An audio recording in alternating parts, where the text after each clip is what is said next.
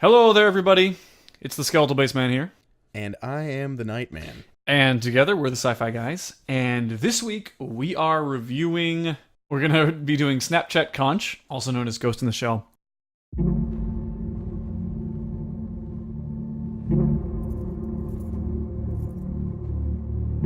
This is Major. I'm on site.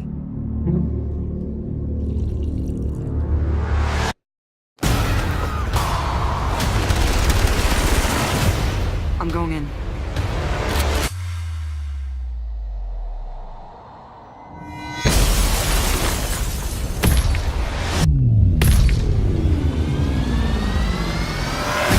They say ghost and shell an awful lot in this movie, don't they? They say it a ton. I thought it was just them being cringy. In the original, they also say ghost and shell a lot. Well, they don't say shell very much. I noticed that, but they say ghost a whole lot. They say it the whole time. And I remember thinking, like, the last time I saw the original, like, anime Ghost in the Shell, like, as, like, a teenager, like, I don't know what the was good, what was bad, but I remember not liking it, but I was like, you know what, I'm going to give it a second shot. I'm going to look at this old anime again. You know, everybody says it's brilliant. I watched it again. It's fucking stupid. Yeah, there were entire sections of just nothing but a slow zoom on, like, a computer screen, and then 5 minutes of exposition. I'm not even joking you. Like, that's... Yeah, no. My favorite part was when she's on a boat for no f***ing reason, floating down a river for, like, 10 minutes. Oh, my God. It's like this movie is really short, and you're going to spend your time on a boat? Like, come on! Anyway. I completely agree. So, yeah, we watched the new movie, the new ScarJo live-action Ghost in the Shell. Whitewashing! Anyway, we watched that the other day, and then just today, we both watched the OG Ghost in the Shell, the anime one, which animated pretty well, though, you know? That held up. It had that really nice, classy 90s anime. 90s anime, yeah. You know, back then, they really knew how to animate stuff to make it look decent. These days, my God.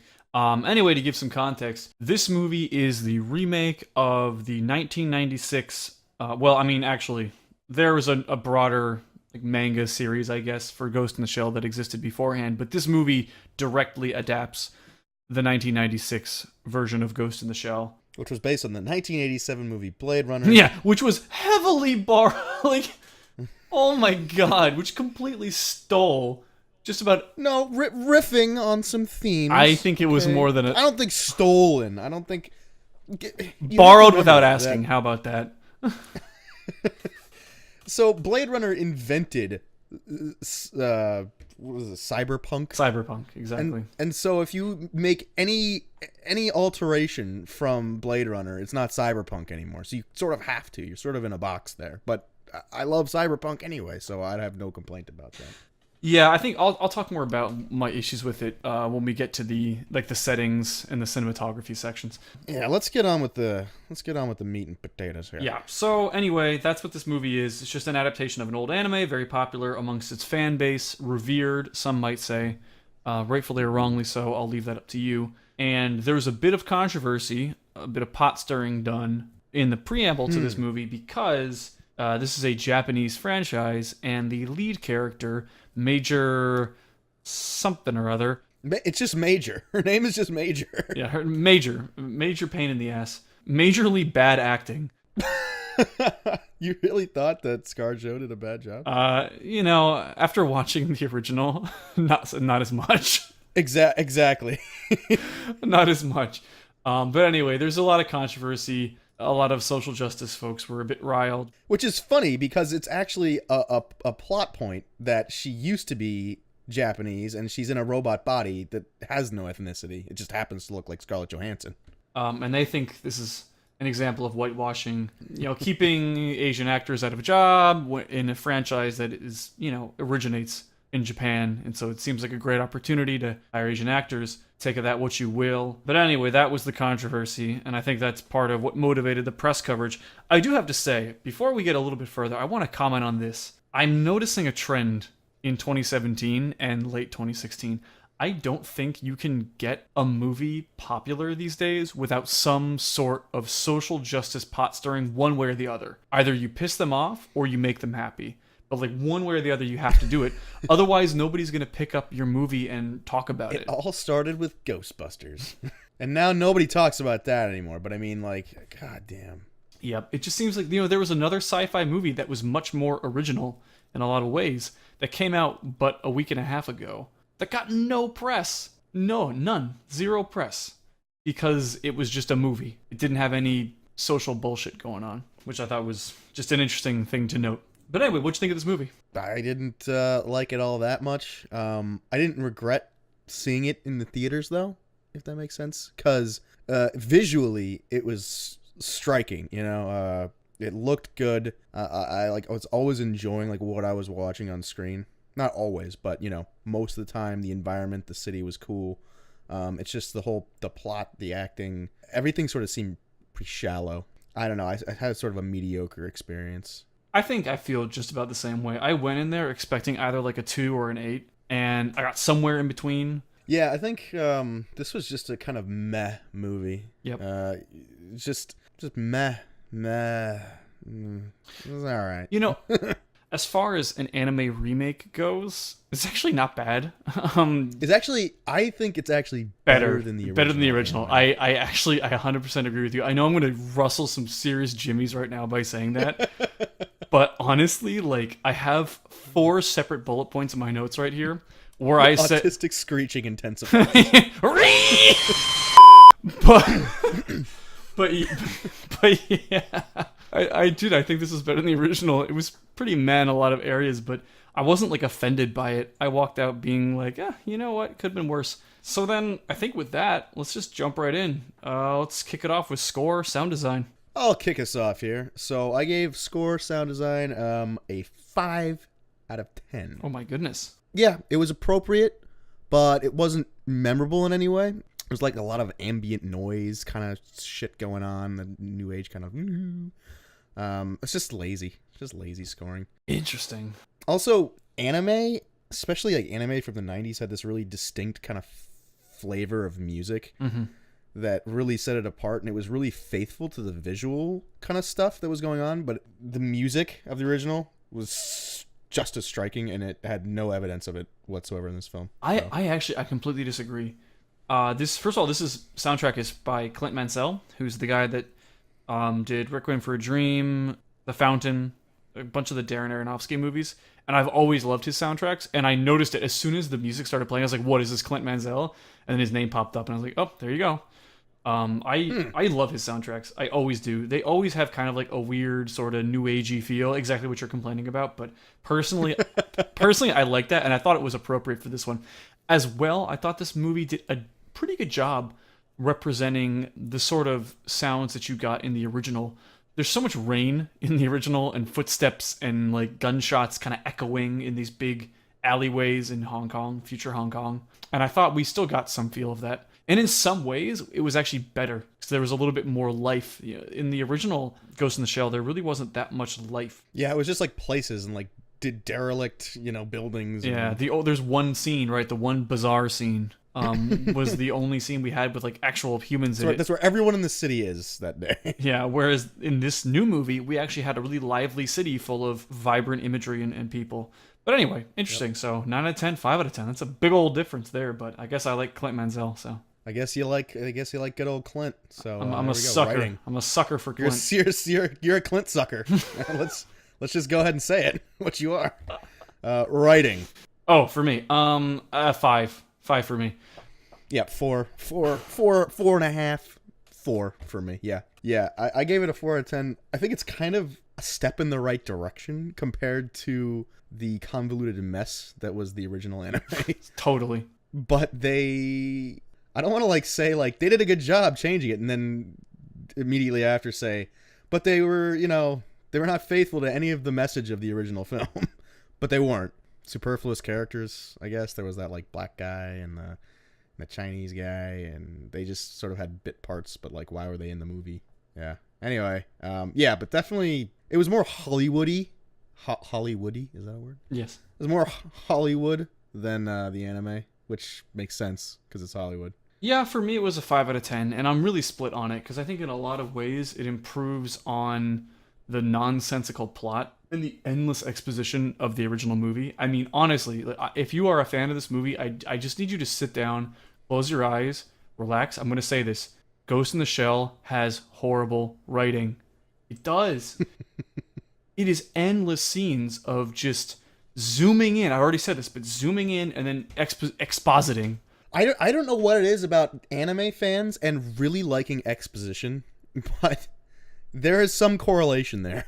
There is. They f***ing love it. It's like we can't go 10 minutes in the original movie. It's really funny. I was watching it, right? And I kept noticing that I was tuning out. Like I was staring off into nothing. Yeah, no, I had the exact same problem. And I thought, I was just like, am I just too slow for this movie? And I was like, no. No, this movie is too slow for me. Like, I was tuning out. I was, like, looking off into the distance. I was like, why am I doing this? And then I tuned back in, and it was still the same shot, zooming in. And they were, like, describing, like, high-velocity bullets through, a 10-horse load on a 2-horse carriage or something. It was just, like, all this weird, needless exposition that really sucked from the energy. And it's weird, too, because this movie, the original, was so short. So short, yeah. And it still had probably a good 30 minutes of I was also useless surprised exposition. how they spent the time of that movie. It's short, and then they do all this weird shit that you don't need. Yeah, but anyway, I think this new movie did a really good job trimming the fat while not making a shorter movie somehow. Who knows? But they added a lot of like story to the characters. I think they borrowed a lot of characters and like side stories that were in the standalone complex. So it wasn't just based on the movie; it was based on the TV show as well. That's very possible. Very possible. That's the thing. That's it. Oh, okay. Well, there you go. But it was nice. I really appreciated it. I mean, the original one had some elements of good anime and then a ton of elements of bad anime. Whereas this new one had a tighter script, but then at the same time, it had moments where you have your main villain saying, "Begin the hack." And I was like, are you kidding me? What the fuck? That's like you're watching Say Yes to the Dress, okay? Or not Say Yes to the Dress. What's that design challenge show? Project Runway. Tim Gunn walks in and goes, "Okay, begin the dressmaking." And you're just like, okay. Like, I don't know. It just, stuff like that was lame. You know, on the other hand, again, I'm so split on the writing, because then on the other hand, I felt like the Major was way more motivated in this movie than she was in the original. It's like in the original movie, she has no motivation until the very last. Yeah, what is her motivation in the original? There is none. There is none. None. Zero. Okay, Ghost in the Shell fans, sit down, close your eyes again. Major has no motivation. None. Zero in the original movie. There's zero motivation. She doesn't have any motivation until the self-aware AI, but not AI, says to her, "Let us merge, and then we'll make a new breed," as they like cringily pan over this phylum of living species against the wall that the robot spider tank shot earlier. Symbolism! It's just like, okay, here's my symbolism, and here's my motivation, I guess. And then she turns into a little girl, we get a weird pedophile comment, and then the movie's over. So that's the original. She goes, "What should we do now?" And then roll credits. Yeah, so I thought this movie gained some points for me because it cut all that bullshit out. And, you know, there was some nice fan service. Like, I know I complain a lot about fan service in Force Awakens and stuff, but I felt like, you know, they found a way to put in the original design of the Section 9 doctors or whatever, you know, that red, or the Section 6 doctors, the red outfits. They found a way to put the crazy typing, like the 20-finger typing thing. They snuck that in there. You know, they managed to put that stuff in there for the fans, and it wasn't in a way that detracted from the storytelling. So I think they took away her nipples, though. They took away her nipples. I think that's a great choice because it was so cringe that her boobs were hanging out. I needed those nipples. I needed those nipples for the movie to be complete. All I could think of was so many 11-year-old pre-neckbeards having their like sexual awakening watching this movie when like her nipples come out. I was like, the very first thing she does in the movie in the anime is like take off her shirt, obviously, and show her boobs. Yeah, it was pretty lame. So writing 5 out of 10. Story for me was a 7 out of 10. I thought this was really improved on the original. We have where, you know, we have basically the plot of the original is we have this self-aware AI that that really has no motivation other than wanting to merge with the Major to form like a new computerized life form. Of course, we don't learn about any of this until the very last scene in the movie, or the second to last scene in the movie. She's motivated by her boss to do her job. Yeah, I mean, ain't that the truth? But in the new one, instead, we have a very clear story with some villains who are supposedly our friends. It's like that kind of story, but it's not done horribly.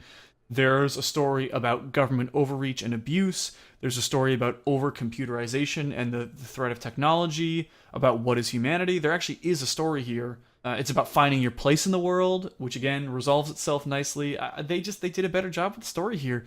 And it does enough to stay true to the original material while also dropping the bad elements and then inserting some new stuff that was a lot stronger. So I thought it was a good, solid.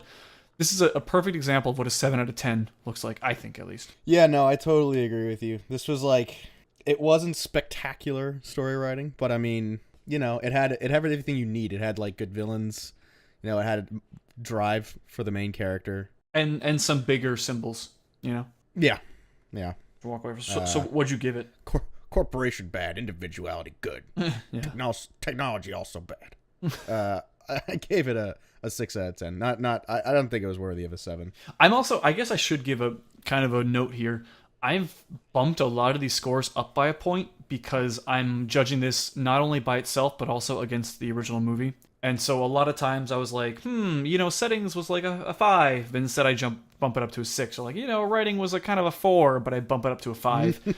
Because like he's grading on a curve. I'm curving because, they looked at the original and they're like, okay, let's see if we can do it better. And they did. So I think it deserves some points for that. Even if the original movie had never existed, I probably would have graded it worse. But let's talk about settings. Sure. Because I friggin' love it. I love the setting. I love cyberpunk. It's like the one thing they got completely 100% right. The world they created was like vibrant. It was alive. There was people. It was everything you want to see in a cyberpunk city. So I think they did a really great job with it. And I know you're going to say something about how they, ripped off Blade Runner wholesale, but that's them just doing it right. All right. Well, this is what I have to say. They ripped off Blade Runner wholesale. I give it a 9 out of 10, by the way. 9 out of 10 for settings. Wow. Well, you know what? Here you go. This is your sound. My 9 out of 10 for this was score and sound design. Yours is settings. It's just our preference set, right? That's just it. For me, settings was a 6. I'll be completely honest. Yeah, I gave it a 6. It's completely lacking in any originality at all. You think so? Yeah. You think it has no originality? Yeah, I really do. It tries to reimagine Hong Kong by adding in like the holographic ads, the vivid lights that weren't present in the original, but it's 100% lifted from Blade Runner. I mean, down to like people eating noodles in vans, and like there's a scene of freaking Deckard Cain, whatever his name is, the main character of Blade Runner, eating noodles in a police car, like the same exact way. It's just that whole like we have non-Asian people doing Asian things as if like in the future culture has kind of meshed around a lot, you know what I mean? And not only that, it completely overuses the effects. So in Blade Runner, you have a couple of ads that give you the sense of it, and then you have the kind of the scale of the city. In this, it's like there's 5 million ads on every building. There's these little swimming fish at every crosswalk. I thought to myself, how is there not a traffic accident every 5 minutes with all of this noise in your face? I mean, I guess you have eye implants that help you tune it all out. Get the eye implants, man. But then what's the point of it? I mean, otherwise, like, I gave it a 6 because it is cool. Like, it definitely is very cool. They did a good job. It looked good. There were a lot of satisfying shots of the skyline, of the city streets. So they did a good job representing it and making it feel alive and real. I agree with you. I just don't think it was a 9 because I can't give it a 9 because, like, they didn't take it anywhere. Blade Runner invented this and they didn't... It was derivative. Yeah, it's really derivative. Anyway. Pacing, a 7 out of 10. Movie bopped along at just about the right pace. 7 out of 10. I completely agree with you. 7 out of 10 for me as well. This is a meh kind of movie. This is just a really meh movie, yeah. It vastly improves upon the awful pacing of the original, where every time you gain a little bit of energy, you then have to sit there and listen to them talk about like computer programs and bullet velocities and techno babble. Some kind of diplomatic thing going on. Yeah, some diplomatic mission to Alderaan is going on in the background. I couldn't care. Section 27, Section 6, everybody looks exactly the same. It was just like, I don't know. We don't get as many of those mood-setting solo shots. You know, there are a ton of shots in the original where it's just somebody standing alone in like an alleyway with the rain falling that kind of set the mood. But I think those are dropped to give it a faster, boppier pace, as you say. I think that's totally fair. I think that really helped. Overall, the movie just keeps itself going until the very end, and I think that's what good pacing's about. So, acting, I gave 7 out of 10. Meh. Interesting. We're just going to keep saying meh until this review is over. I thought Scarlett Johansson actually did a pretty good job. The guy who played Batu or whatever the his name is. Oh, yeah. Yeah, I liked him as well. I really liked him. He, a little bit of trivia for you, plays the, like, evil Greyjoy guy at the end of season 6 of Game of Thrones, who comes in and tries to, like, take the fleet from the other Greyjoys, but they take off to go be with Daenerys or whatever. He's that evil brother guy. Interesting. At least I think so. If he's not, then we'll just have to remove that part altogether. Yeah, I liked him. He was good. To be honest, I give it a 4 out of 10. I didn't like it. Oh, but I haven't completed. Okay. I thought there was a lot of bad acting in the movie as well, especially the evil villain corporation guy. It was just awful. So I had to like average the low and the high, and I arrived at 7. Yeah, for me, I had to give it a 4. There were some good parts, like you said, Batu, Yato. He was good. He was. I liked him. I liked him way better than the character in the original. He was a little younger, which I thought was a good job on the casting part. Mm-hmm. And he was a little bit more relatable as a human being. So I liked him. Yeah. I thought he did a good job. Everywhere else... Bateau like dog. Bateau like dog. But also just the way he interacts with Major was a lot more realistic. More, human. Yeah. Sydney actually made a really good point where it's like you could buy them as friends, as lovers, as colleagues. Like you could buy them as any one of those things and it wouldn't seem weird. It's just like that's how they were. So I agree with that a lot. A lot of the other performances were pretty weak, though. Like you said, the main villain. I think actually a lot of the random villains were pretty weak in this. Yep. The other robot guy, 24601. Now, prisoner 2460260 for 51. You're no one. Oh. He was really cringy. Like I didn't like how I understood what they were trying to do. I don't even remember what character you're talking about. Honestly, this movie like went into my brain and then just like immediately ejected. Went right out. I was saying to the Nightman earlier, to the viewers. I was saying to the Nightman earlier, if you've never seen the original It movie, you should go see it because the remake is coming out. But also at the very end. Spoiler alert, after they kill It, they all lose their memories of any of it ever happening, right? It's just like what happens, I guess, when It dies. Who knows? But anyway, It gets injured. Yeah, they lose their memories of it. And I was saying to the Nightman, I really felt like one of those characters. I was just like, as soon as I left this movie, it's just like immediately was leaving my brain. I had to really struggle to like grab on to stuff so I could make this review. But yeah, a lot of the other performances just weren't that strong. I mean, the gray-haired like lead guy was way better than the original. He was so bad in this one. Never send a rabbit to kill a fox. And for some reason, he's the only character who speaks in Japanese. Yes, so arbitrary. Why? Is it because he's Japanese looking? Like, why does nobody else speak Japanese? Also, I thought that line was pretty cool.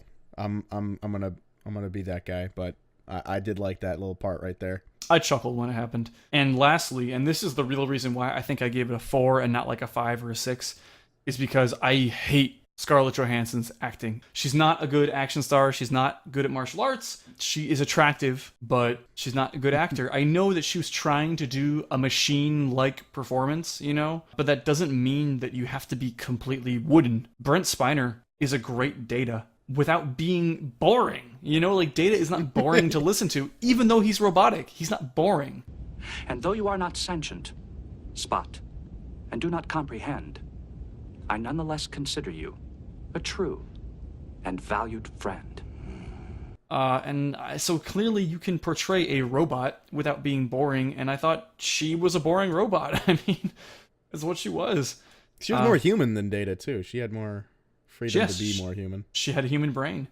Her ghost was human. Her ghost, and her shell wasn't human. Her shell, mind you, but her ghost. Her ghost was inside her. Her ghost was very human. Her ghost in the shell was human. Anyway, let's continue on to cinematography and effects. I gave this a 5 out of 10. Damn, we're all over the place on this one. For every beautifully framed shot, there was another like ineptly tackled action sequence. Yes, I completely agree with you. I am not sure how they managed to make all the action in this movie boring and forgettable, but they did. Yes. I have no idea. Yes, that is a great point. You're spot on. I mean, I have that exact line like in my notes. I'm staring at it. Really? I actually gave this a 7 out of 10 though, because I thought the effects overall were pretty good. Oh, well, that's the last bit is technically good effects. Yeah, I thought on another set of things that I thought were done really well were all the robots were really cool. Like the geisha bots were cool. They were kind of creepy. Like I liked that. They put you in that uncanny valley, which I think is the whole point of this robot future, is that you should feel weird about these robots. All the enhanced humans with like the wires coming out of their eyes and like the shit in their heads and their weird robotic mouths. Like I thought that was actually really cool. And we didn't really get that much of that in the original movie, but I thought they did a really good job portraying that in this one. Whereas when you get to the cinematography, like you said, there's some really awesome shots. But then again, you have all these weird head-scratcher moments where it's like, wait, why was this action sequence terrible? Wait, why was this conversation shot weirdly? Like, why is it shot this way? I think what this comes down to is that they were spending a lot of effort trying to recreate moments from the original. I'm sure when you went through, you realize so many of the really most iconic moments in this new movie were actually just lifted pixel by pixel from the original. And exactly. So I think that's why we're getting this. They really had to shoehorn the spider tank in there. They were like, oh, we got to get that spider tank in there. Everybody knows the spider tank scene. But they did a really good job making it look like the original. I mean, I have to say, we have so many remakes failing to recreate the appearance of the original and be faithful. And I actually Wait a minute. We have remakes that get the appearance spot on, but they have nothing to do with the heart and soul of what was remade, i.e. Star Trek. I'm not talking about Star Trek, and I'm not talking about Force Awakens. I'm talking about like a lot of the other remakes that are happening. I see. I think this one actually does a good job of that. And it keeps a lot of the same attitude. I read some reviews, people were saying it has none of the charm of the original, none of the attitude. I'm like, I don't know what the hell movie they were watching. That's exactly what I thought when I was reading reviews. It's like the magic and the mysticality of the original one and the deep philosophy of the original movie. It's like, come on, guys. Two pandery, cringy, neckbeardy monologues that happen. Rewatch it. Yeah, you will see. Ghost in the Shell is not a good movie. This movie, honestly, is the best you could have hoped for. So anyway, 7 out of 10 on cinematography. Directing. 5. I've got nothing to say. Not bad, not good. It was consistent, but I didn't really feel like... I gave it a 4. 4 out of 10. I'll let you say your thing in a second. I just one more thing to say. I think that, and this is kind of what you just alluded to, I think they put so much effort trying to recreate the original moments, the original look, right, the original plot for the most part, that there wasn't really much room for a director to make his or her stamp on this. And so this is really just more a group of people in a room trying to fit puzzle pieces onto a live action frame, basically. Yep. Yeah, nothing.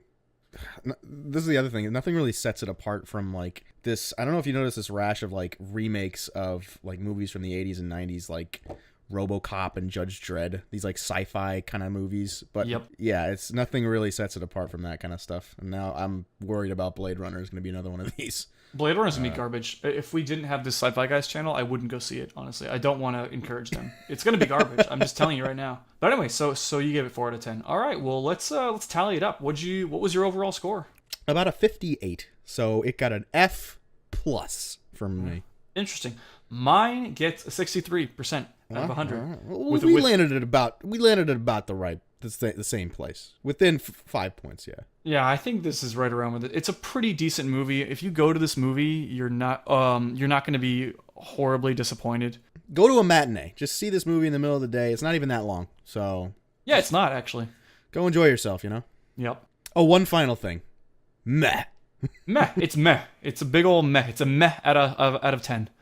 I mean, it's okay. You can go see it. You can spend your money, not feel bad about it. It's fine. You're not gonna walk out of that movie hating yourself, or having gone see it, unless you're one of these people who is getting really riled up about the whitewashing, even though you've never seen an anime in your life or something, right? Or Like, if you're a total neckbeard that like jerked off to the original anime and it's like exactly. nothing like it. Exactly. So if you're a huge neckbeard that cannot get over the fact that Ghost in the Shell is not that good, or you're somebody that needs to grind their social axe on this, you're not going to like this movie. You're going to hate it. Don't see it. But if you're everyone in between, you will walk out being like, okay, sure, that was good enough.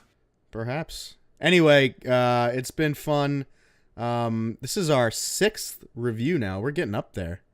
Yeah, thanks everybody for tuning in. And watching us and being patient while we've been kind of figuring out how we want to do this channel. We love making these videos. It's just a freaking blast. And we want to keep doing these.